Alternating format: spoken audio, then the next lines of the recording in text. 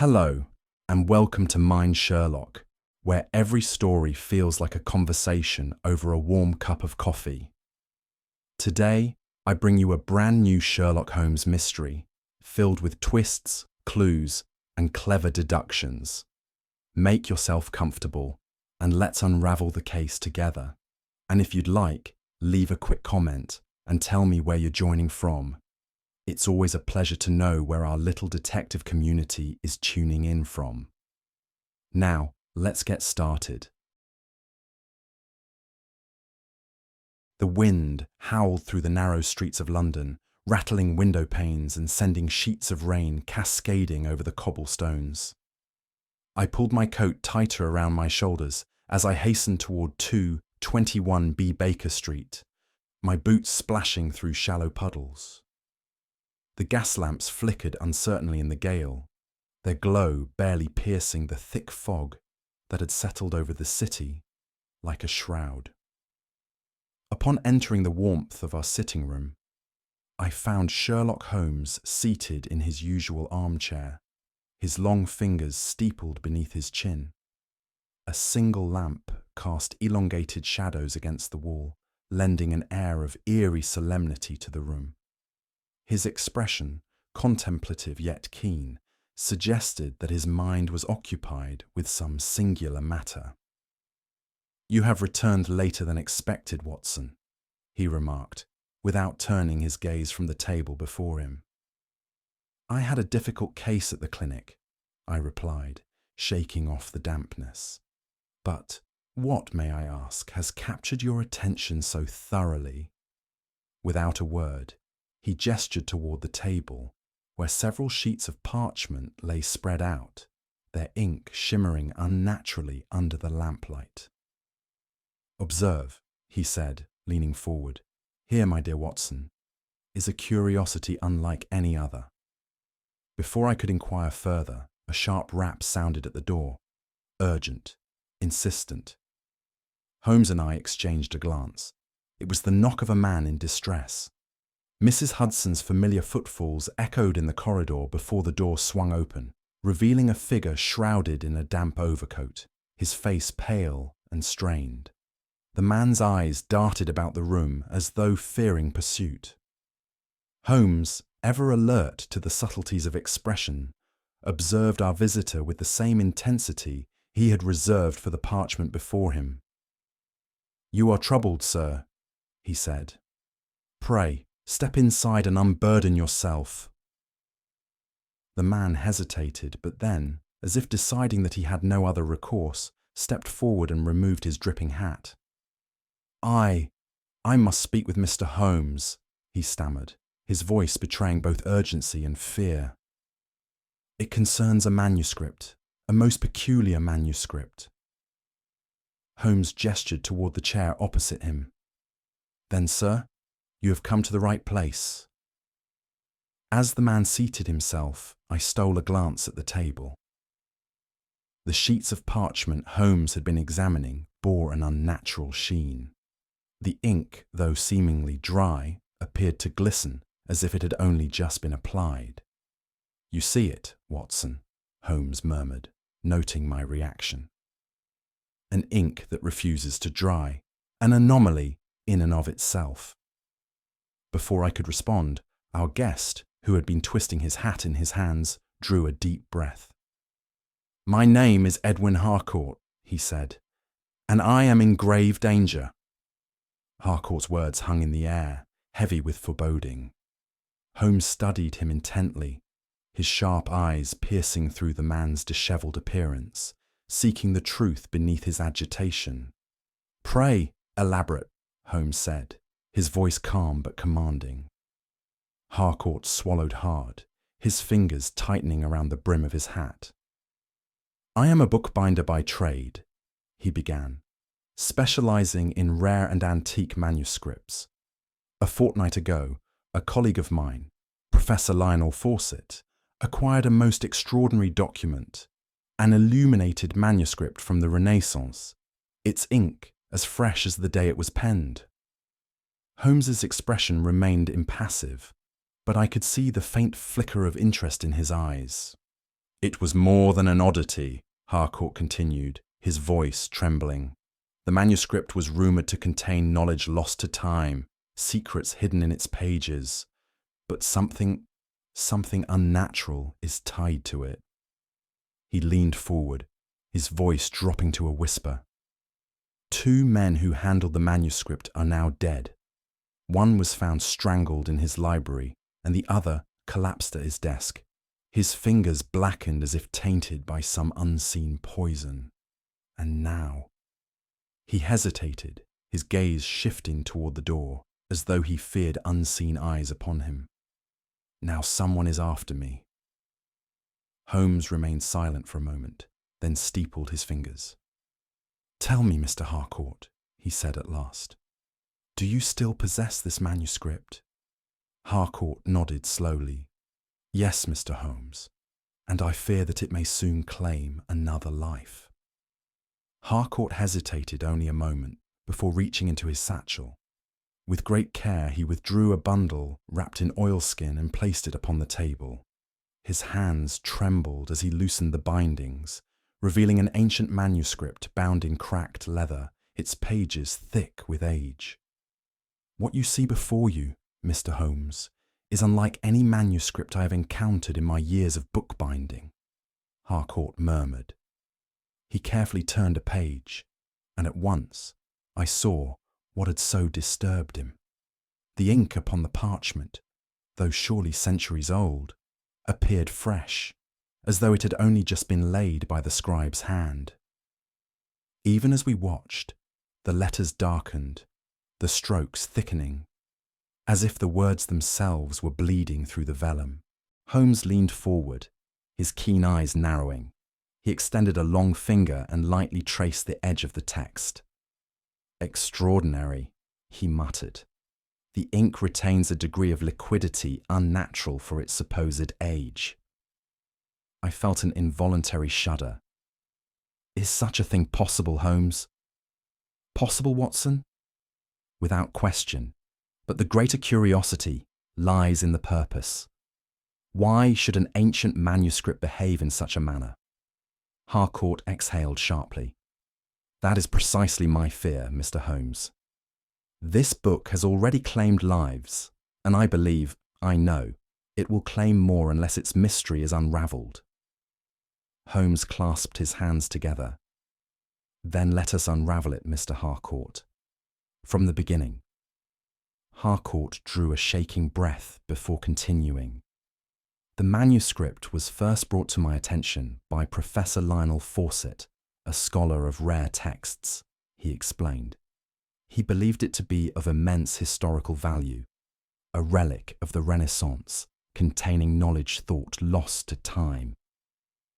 "Thought lost, or deliberately concealed," Holmes interjected. Harcourt shuddered. "Perhaps the latter. For not long after he began to decipher its passages, Professor Fawcett was found dead in his study. He had collapsed at his desk, his fingers blackened, as though they had been dipped in ink. A chill passed through me, and the cause. No doctor could determine it.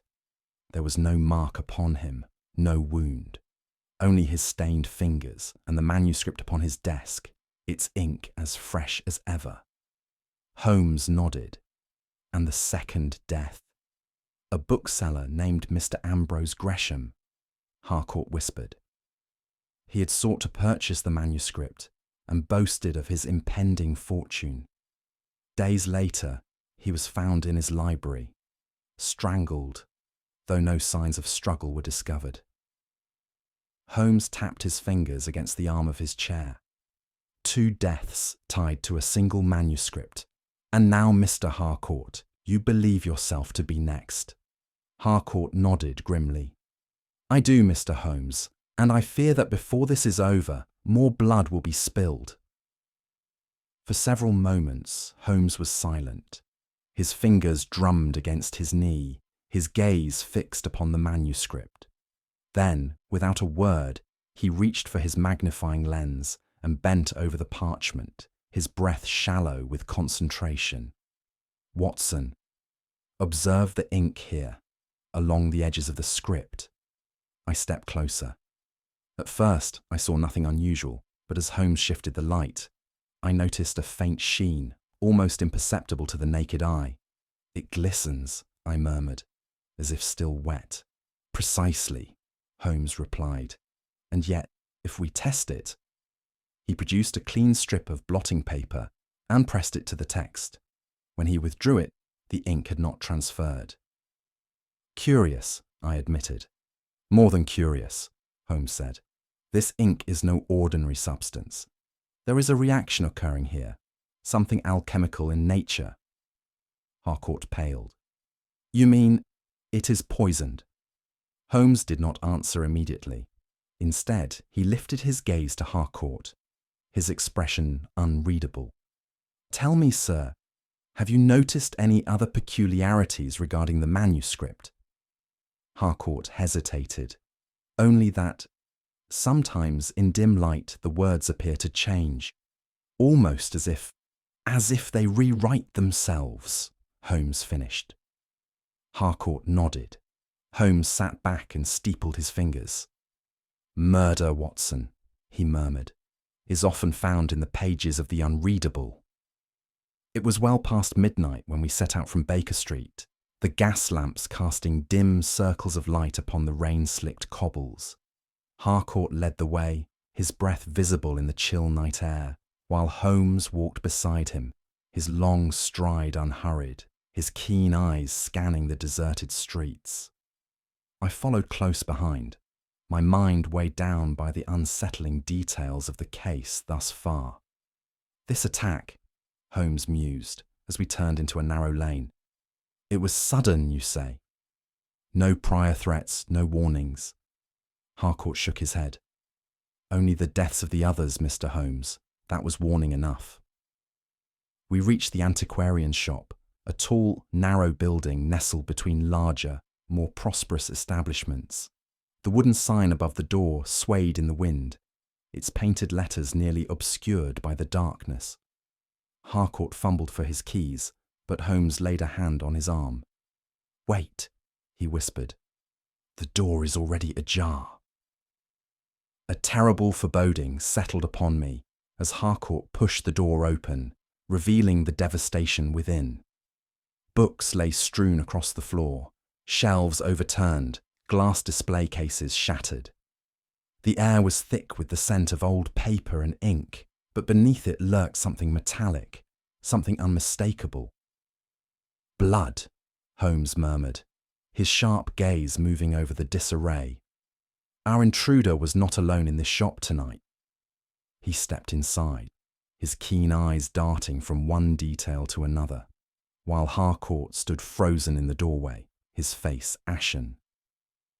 "They were looking for the manuscript," he whispered. Holmes nodded, "and they were interrupted before they could find it." Holmes moved swiftly through the wreckage, his gloved fingers lifting books, tilting fallen chairs, pausing at every peculiar detail that my own eyes would have overlooked. He stopped before an overturned inkstand, its contents spilled across the wooden counter, mingling with something darker.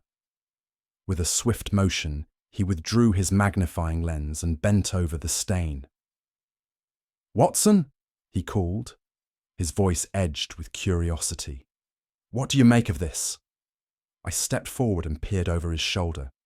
There, amidst the congealed ink, was a single fingerprint, crisp, distinct, and red as blood. "A gloved print," Holmes murmured, almost to himself. "Curious." "But how can a gloved hand leave such a mark?" I asked. Holmes straightened, slipping the lens into his pocket. "The answer, my dear Watson, lies not in the mark itself, but in the nature of the substance that caused it. This is no ordinary ink."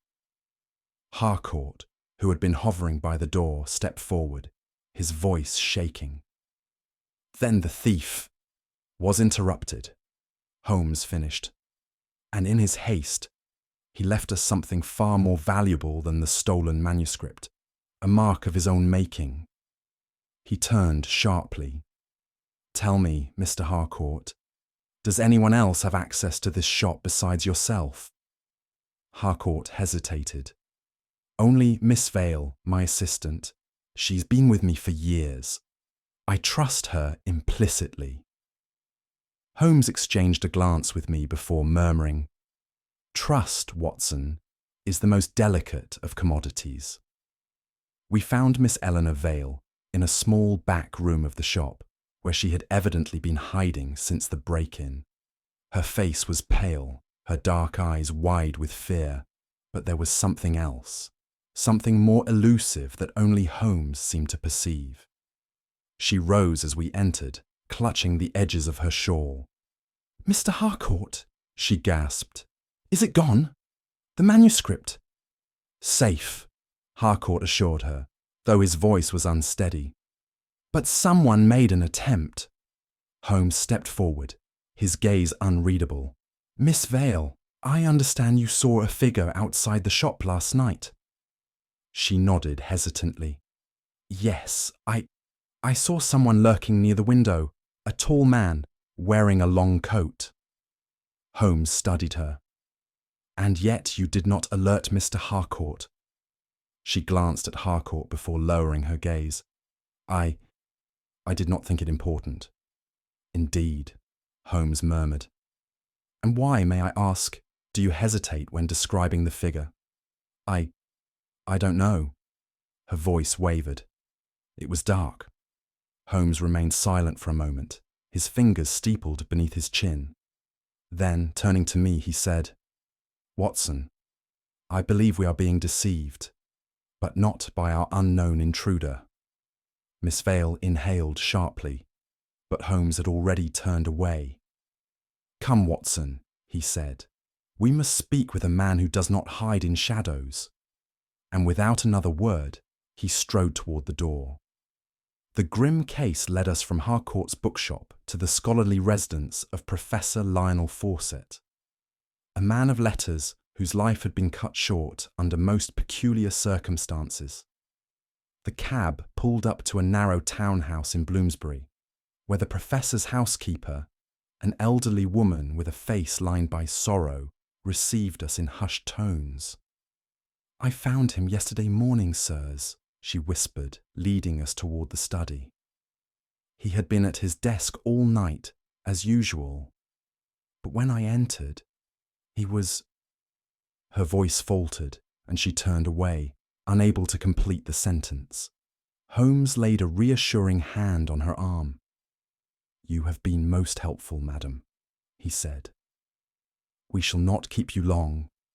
We stepped inside. The air was heavy with the scent of ink and aged parchment. At the grand mahogany desk sat the lifeless form of Professor Fawcett, his head bowed as if still engaged in his scholarly work. In his right hand, he clutched a quill pen, its tip stained with dark ink, a blot of which had spread across the parchment before him. But what caught my breath was the sight of his fingertips, blackened as though tainted by some dreadful poison. Holmes approached the desk with swift yet silent steps. He bent low over the manuscript, his piercing gaze darting from the ink blot to the professor's rigid fingers. "Curious," he murmured. "Very curious indeed." I swallowed.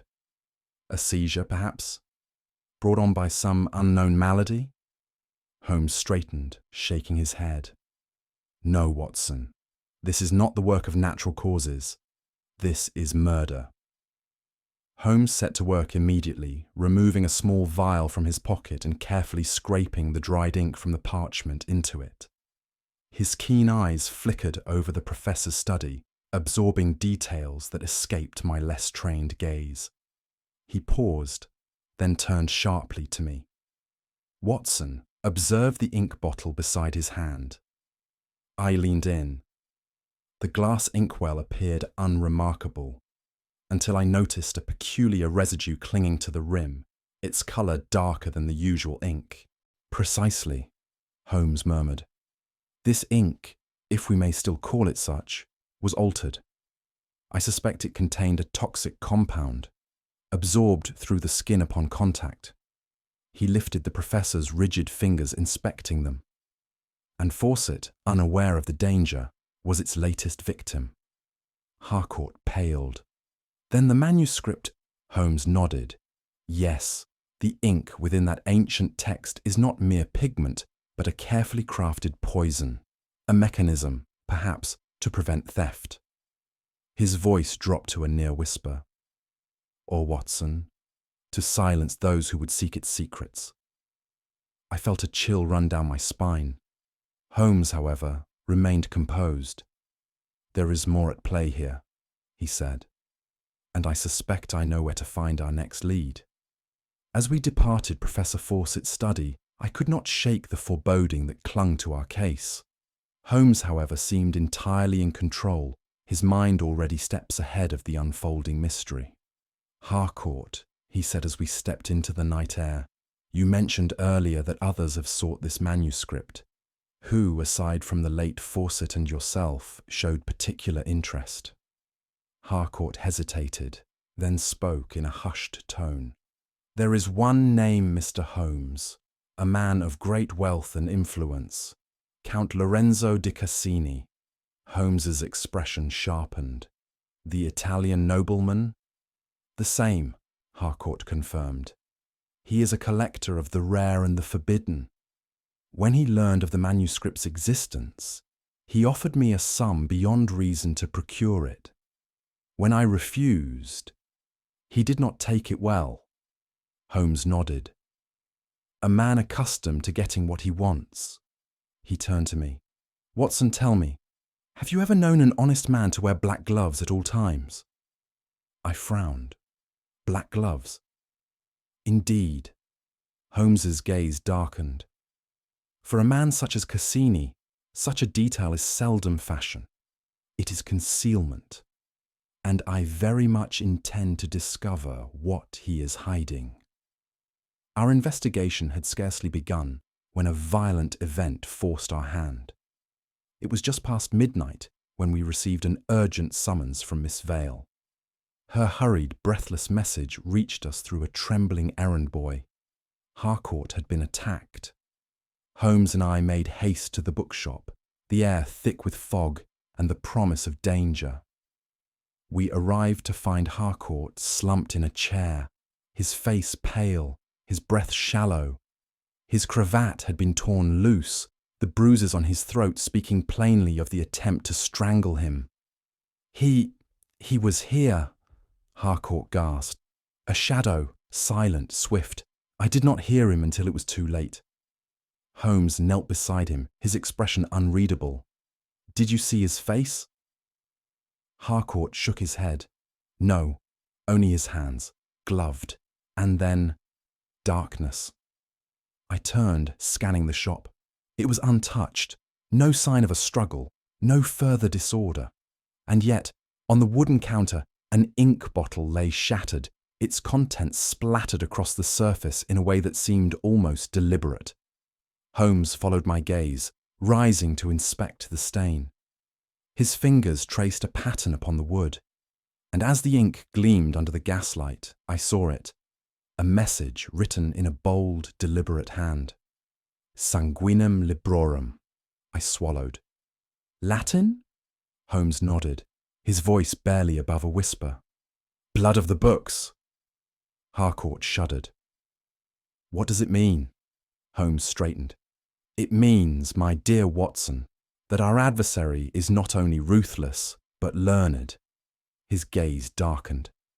And I suspect this is only the beginning. We returned at once to Baker Street, where Holmes, now possessed of singular energy, set about his work with the fervour of a man glimpsing the edge of revelation. Harcourt, exhausted and shaken, had been sent home under the protection of a constable, but Holmes had insisted we take the remaining ink sample from the manuscript for examination. He had arranged his various instruments across the table, beakers, flasks, and a small Bunsen burner that cast flickering shadows upon the walls. With practised efficiency, he transferred a drop of the ink onto a clean glass slide, slipping it beneath the lens of his microscope. Watson, he murmured, his eye fixed to the instrument. What do you observe of the ink thus far? I considered. It behaves unnaturally, resisting dryness even after centuries, and it bears some peculiar sheen under certain light. Precisely, Holmes said, adjusting the lens. Now, observe what happens when subjected to a reagent. He added a single drop of diluted acid. The reaction was immediate. The ink darkened, then writhed, as if alive. A thin tendril of smoke curled from the slide, and an acrid scent filled the air. Holmes straightened, his expression sharp with realization. It is as I suspected. This ink is no mere pigment. It is laced with an alchemical compound. I stiffened. You mean a toxin, Watson? A Renaissance-era formula, long forgotten by modern chemists. He gestured toward the darkened stain on the slide. When absorbed through the skin, it would enter the bloodstream. A slow poison. A scholar, handling this manuscript day after day, one might imagine their death a natural one. I exhaled, the weight of his words pressing upon me. Then Lionel Fawcett was murdered the moment he touched that ink. Holmes nodded gravely. And if we do not act swiftly, he will not be the last. Holmes had scarcely completed his analysis of the ink when he turned his attention back to the manuscript. With great care, he lifted the fragile pages and examined them under different angles of light, his keen eyes searching for what lay beyond the surface.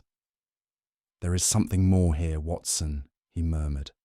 Something unseen by ordinary eyes. I stepped forward, observing the manuscript as he held it near the flickering lamplight.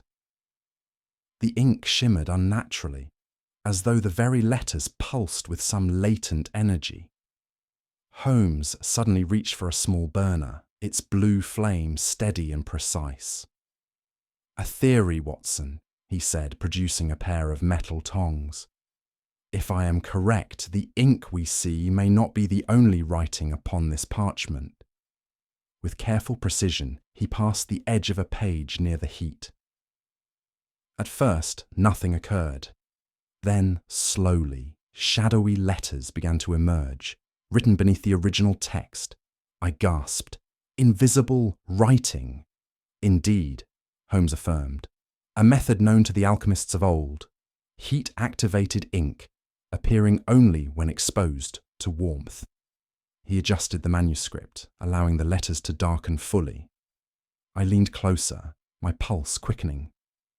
The words were not in English nor Latin, but some archaic script, half-formed symbols and looping letters that suggested a cipher beyond ordinary comprehension. Holmes studied them for a long moment, his expression unreadable. This is no mere manuscript, Watson. This is a map, a guide to something hidden, something lost to time.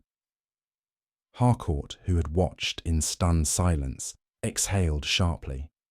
But a map to what, Mr. Holmes? Holmes did not answer at once. Instead, he tapped the newly revealed script with a single finger. The answer, it seems, lies with Count Lorenzo di Cassini. I frowned. The collector,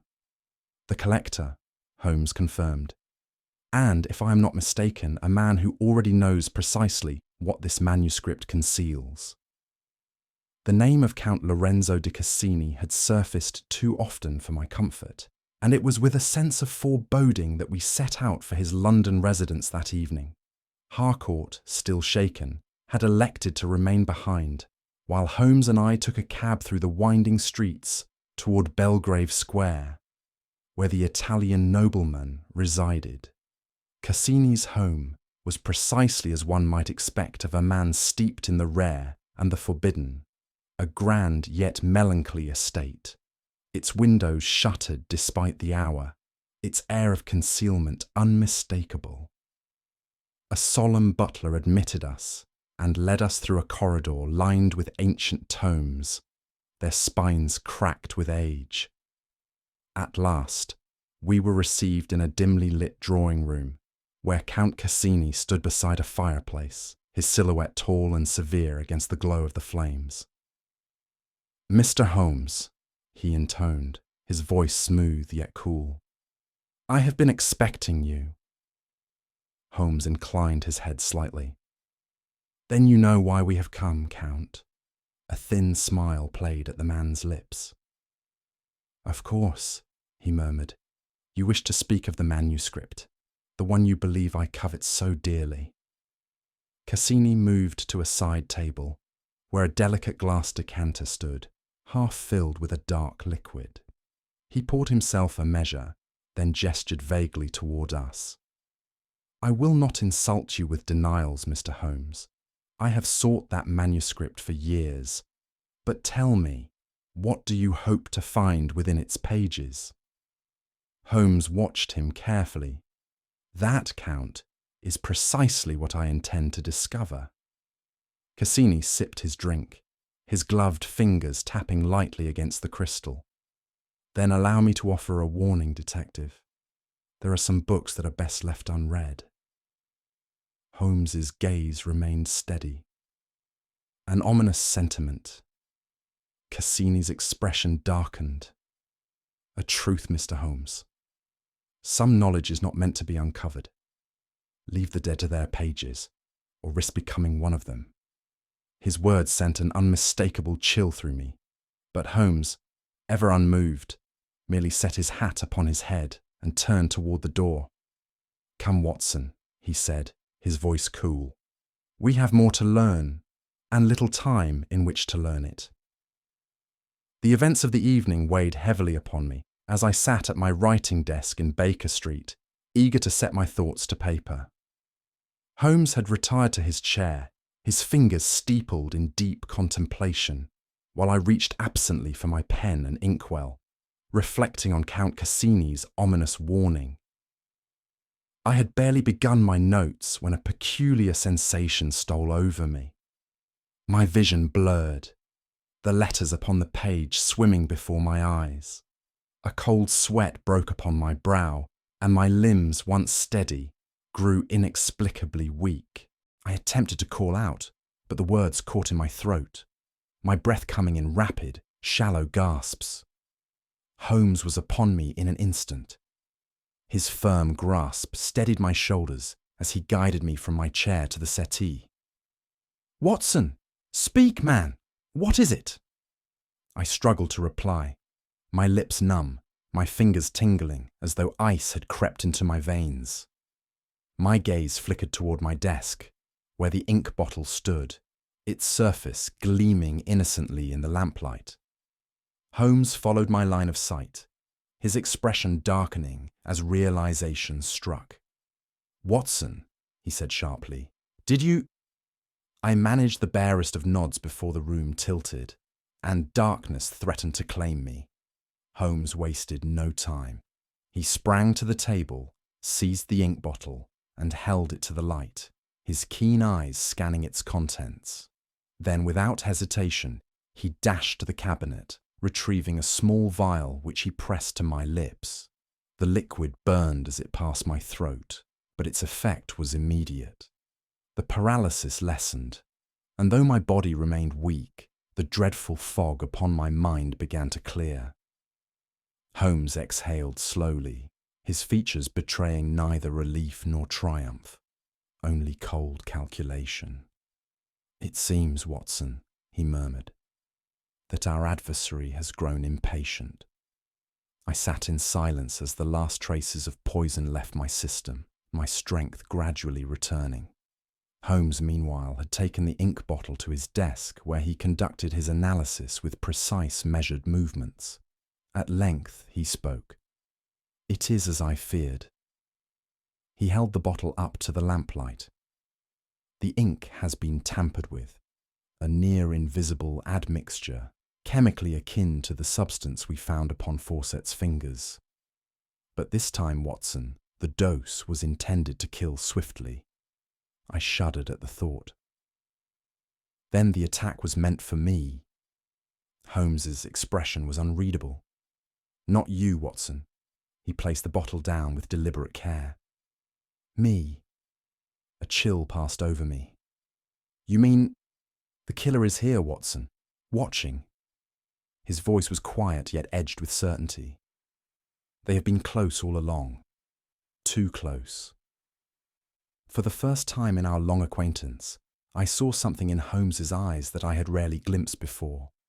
A flicker of dangerous intent. Holmes sat in deep contemplation, his long fingers pressed together, his eyes half closed as if he were in a trance. When at last he spoke, his voice was calm but resolute. We must force our adversary into the open, Watson. This shadowy game has gone on long enough. I watched him with concern. And how do you propose to do that? A trap, my dear fellow, a carefully baited one. He turned to Harcourt, who had been listening in tense silence. You will announce an auction of the manuscript. Word must spread that you are prepared to sell it to the highest bidder. Harcourt paled. You mean to invite them all? The scholars, the collectors, even Count Cassini? Precisely, Holmes said. And among them will be our villain. Harcourt hesitated. But what if they see through the ruse? Holmes gave a faint smile. Then we shall be certain they have something to hide. Thus, within 24 hours, Harcourt discreetly circulated word among his associates that the ancient manuscript, soaked in blood and mystery, was to be auctioned in his bookshop. The event was to be invitation only, ensuring that only those with a vested interest in the text would attend. As the day of the auction approached, Holmes made his final preparations. Scotland Yard was informed, with Inspector Lestrade himself stationed nearby, ready to intervene at a moment's notice. The manuscript, though locked in a display case, was but a facsimile, the real document safely in Holmes' possession. Now, Holmes murmured as he surveyed the empty shop before the gathering. Let us see who dares to claim what was never theirs. By evening, the bookshop had transformed into a silent arena of hidden tensions. The attendees arrived in calculated succession, men of means, of learning, and, in some cases, of infamy. The notorious Count Cassini was among them, his black gloves impeccable as ever. Holmes and I took our positions at the back, our eyes scanning the faces of the assembled bidders. Harcourt stood near the display case, his hands clasped, his manner that of a reluctant merchant. The bidding began modestly, cautious hands raising their offers in quiet tones. But as the numbers climbed, so too did the urgency in the room. Cassini's voice cut through the murmurs, his bid far exceeding the others, his eyes fixed upon the manuscript with a possessional hunger. Then, just as the air seemed to thicken with finality, a new voice rang out. 2,000 guineas. A ripple of astonishment passed through the crowd. I turned sharply and saw Miss Eleanor Vale, standing poised near the back, her expression unreadable. Harcourt faltered. Miss Vale? That manuscript does not belong in the hands of men who would exploit it, she said, her voice clear. I intend to see it placed where it can do no harm. Cassini's eyes narrowed. And who, precisely, are you to make such a claim? She met his gaze evenly. One who knows the true weight of its contents. A murmur swept through the room. Holmes, beside me, exhaled softly. And so, Watson, he whispered, the game truly begins. All eyes were upon Miss Vale, though she stood with the composure of one accustomed to scrutiny. Cassini's lips curled in derision. A mere assistant dictating the fate of a priceless relic. Miss Vale's gaze did not waver. I am no assistant, Count Cassini. My name is Eleanor Vale, and I am a sworn protector of knowledge that was never meant to be found. The silence was deafening. Even Harcourt, who had known her for years, seemed stricken. A secret society, Holmes murmured, his eyes gleaming. How deliciously Victorian. Cassini, however, was unmoved. I have little patience for myths, Miss Vale. The manuscript is a relic, nothing more. Is it? She tilted her head. Then tell me, Count, why do you wear gloves even in such an intimate gathering? Cassini's hands stiffened at his sides. A flicker of something, perhaps fear, passed over his features. Holmes seized the moment. You fear its ink, he said quietly. You knew of its alchemical poison long before the deaths of Fawcett and Gresham. You sought the text not as a collector, but as a man covering his tracks. Cassini's jaw tightened. You have no proof. Miss Vale took a step forward. I have more than proof. I have the names of others who died by the same hand, scholars, translators, men who simply read too far. Harcourt gasped. Then it is cursed? No, Holmes corrected. Not cursed, controlled. He gestured toward Miss Vale. By those who would rather see knowledge buried than misused. Cassini's face darkened. You play a dangerous game, detective. Holmes smiled faintly. I rather think it is you who has already lost. A hush fell over the bookshop as Holmes took a measured step forward.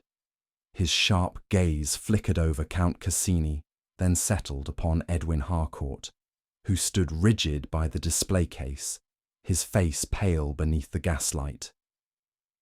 Our esteemed Count Cassini is guilty of many things, Holmes began, his voice calm but unwavering. Secrecy, ambition, perhaps even the theft of knowledge. But he is not the murderer we seek. A murmur rippled through the room. Harcourt gave a nervous laugh. Surely, Holmes, you cannot mean... I do, Holmes interrupted smoothly. The bleeding ink, the ransacked bookshop, the attack in the dead of night. All fabrications, carefully orchestrated to divert suspicion. And who stood to gain the most from such diversions? Miss Vale inhaled sharply. You mean... Holmes turned sharply. It was you, Harcourt. The man took an involuntary step backward. Ridiculous, he sputtered. I was nearly killed. Precisely, Holmes said coolly. And what better way to remove suspicion than by making yourself appear a victim? The room tensed as Holmes continued. You alone controlled access to the manuscript. You alone knew its movements. And you alone had the knowledge of alchemical poisons, not merely to protect the book, but to eliminate those who had come too close. Harcourt's breath came quicker. You have no proof. Holmes smiled faintly. On the contrary, I tested the ink from your desk. It bore the same deadly properties as the manuscript. The very ink you handled daily, the ink that found its way to Professor Fawcett, to Gresham, to myself. A terrible silence followed. Then, in a sudden burst of movement, Harcourt lunged for the manuscript, only to be seized by Inspector Lestrade, who had remained in the shadows. Holmes exhaled softly. And so the final page is written, Watson. But there is one last mystery to solve. With Harcourt in the custody of Scotland Yard, all that remained was the final truth of the manuscript. Holmes wasted no time.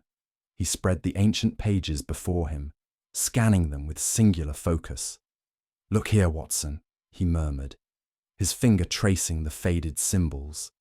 The ink conceals more than mere words. This is not merely a document, it is a map. A map, I repeated, startled. Yes, and not just any map, but one that points to something buried beneath London itself. A sharp intake of breath from Miss Vale drew my attention. Then it is true, she whispered. The legends were not merely fables. Holmes studied her. You knew of this, she nodded.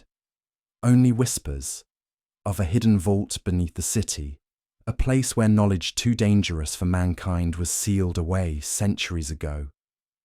If the manuscript is correct, that vault still exists. Cassini let out a low chuckle.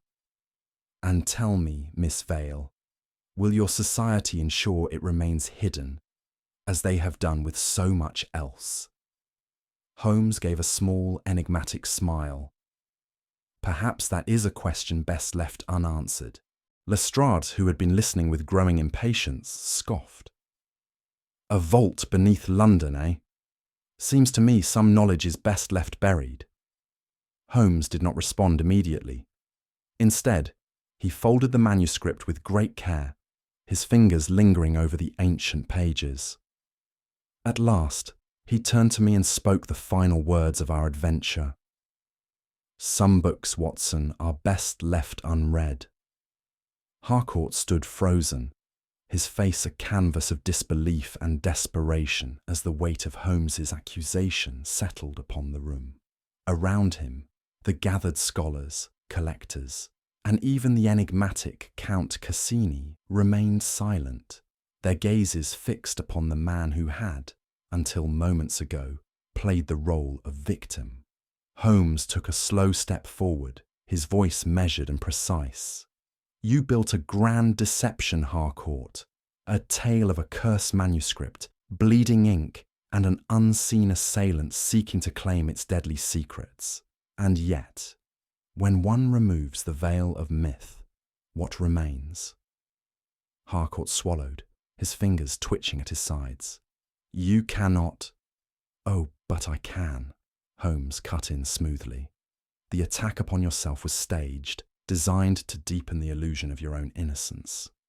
You scrawled sanguinem librorum upon your own counter, knowing well that it would further the legend, and most damning of all, you alone had the means and opportunity to poison the ink.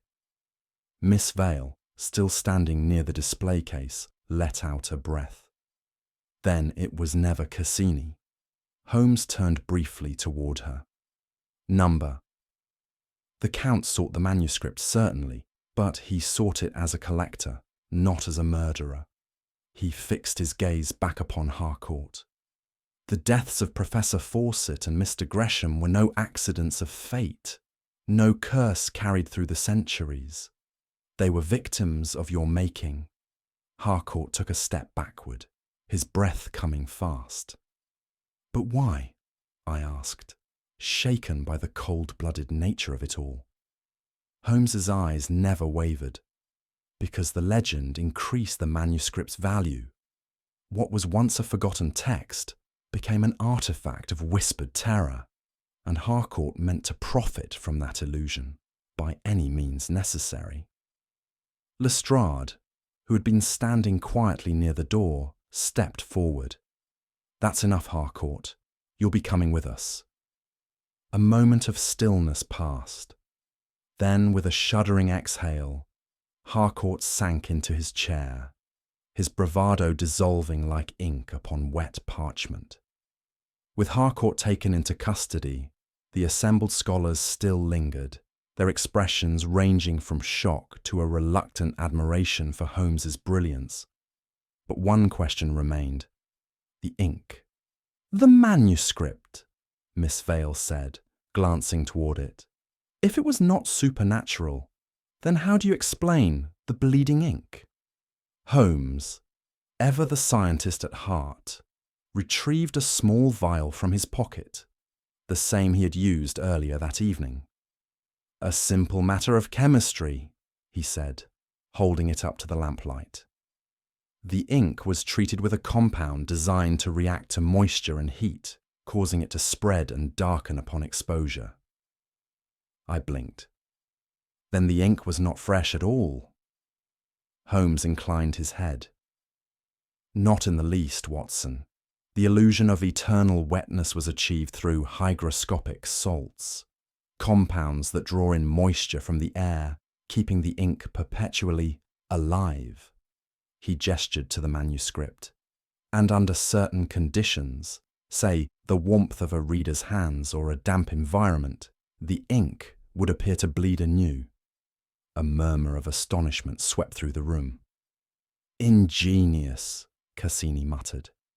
Holmes smiled thinly. "Indeed. And yet, a deception all the same.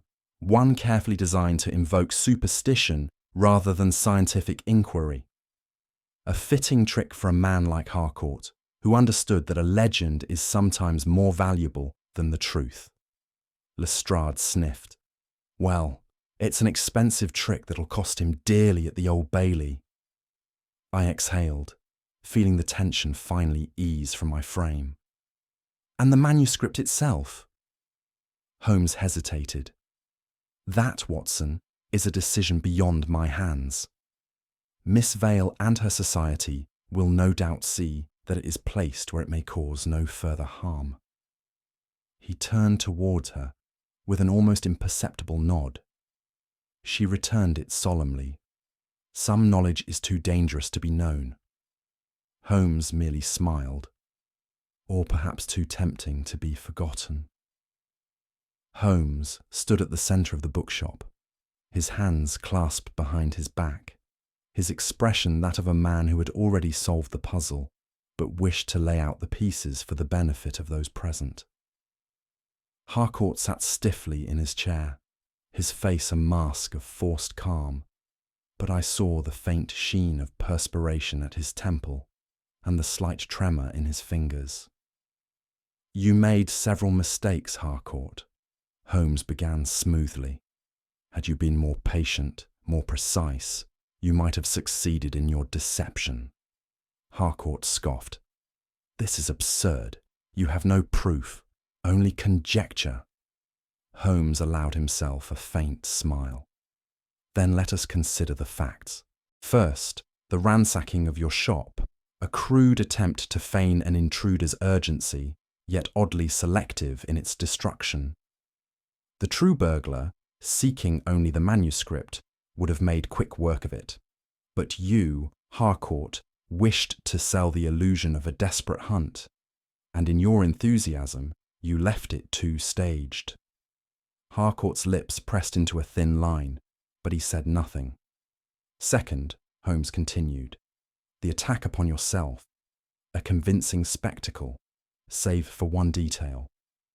No signs of forced entry, no witnesses, and most damning of all, the Latin inscription you scrawled in your own ink, conveniently dramatic but utterly unnecessary for an actual murderer." Lestrade let out a small grunt of amusement. "Very theatrical, Mr. Harcourt."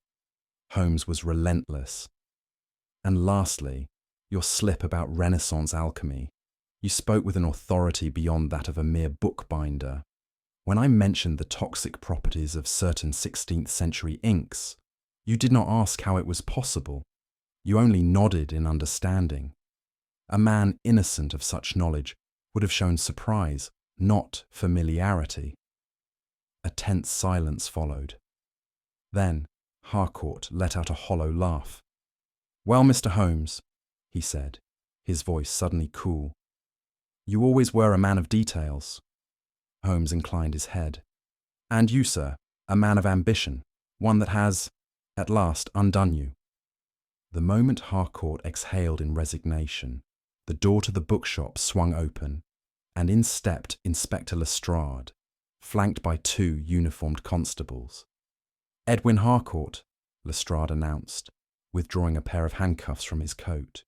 "You are under arrest for the murders of Lionel Fawcett and Ambrose Gresham, and for the attempted poisoning of Dr. John Watson." Harcourt's shoulders sagged, but his lips curled into a bitter smile. "Ah, Lestrade, always arriving at the conclusion once the work has been done for you." Lestrade sniffed. "A pleasure as always, Mr. Holmes." He turned back to Harcourt. "On your feet." With a sigh that was almost theatrical, Harcourt rose, extending his hands toward the constables. Yet, as the irons clicked around his wrists, he turned his gaze toward Holmes, his expression shifting from resignation to something darker. "You are a meddlesome man, Holmes," he murmured, his voice low and smooth, "always prying where no man should." Holmes met his gaze, unfazed. Truth, Harcourt, is a thing worth prying for.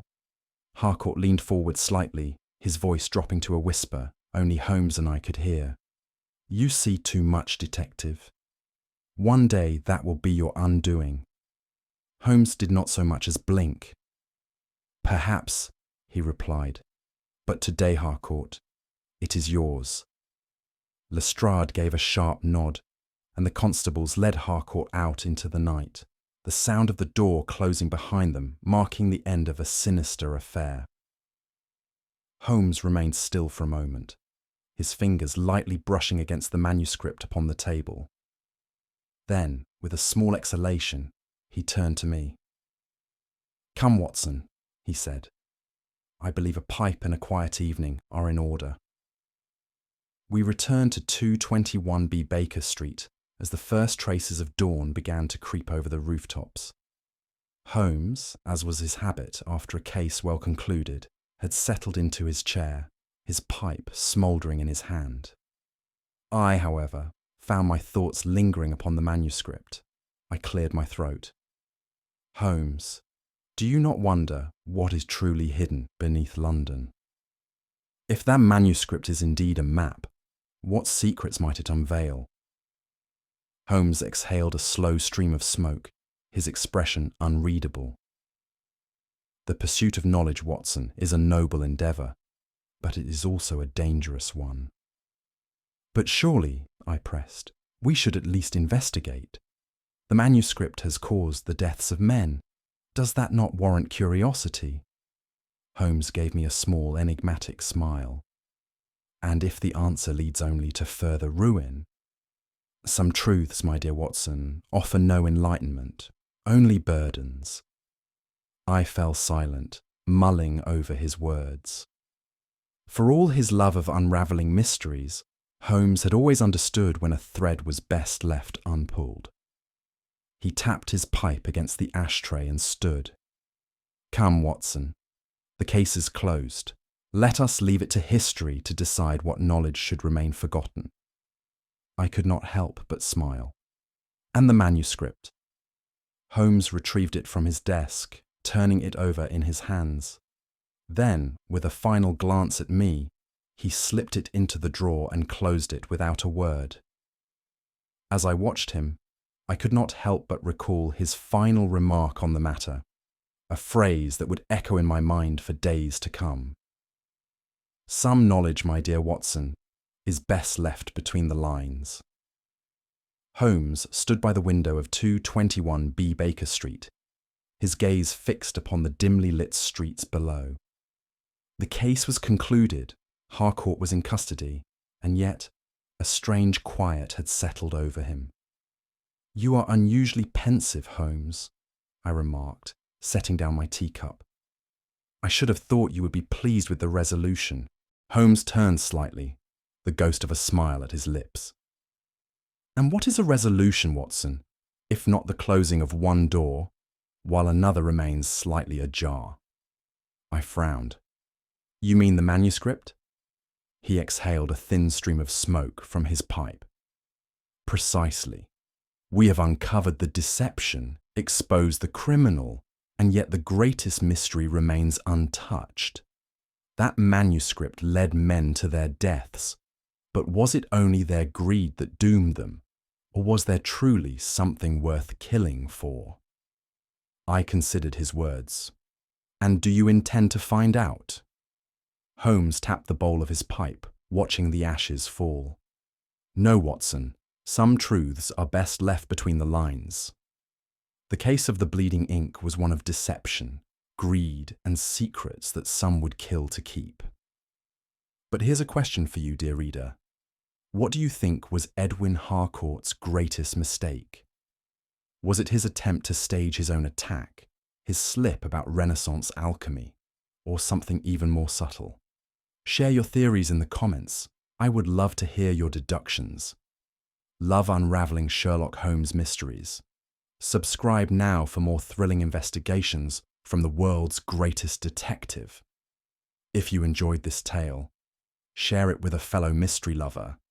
After all, A good detective story is always best when discussed. What do you think, detective? The case is closed. Or is it?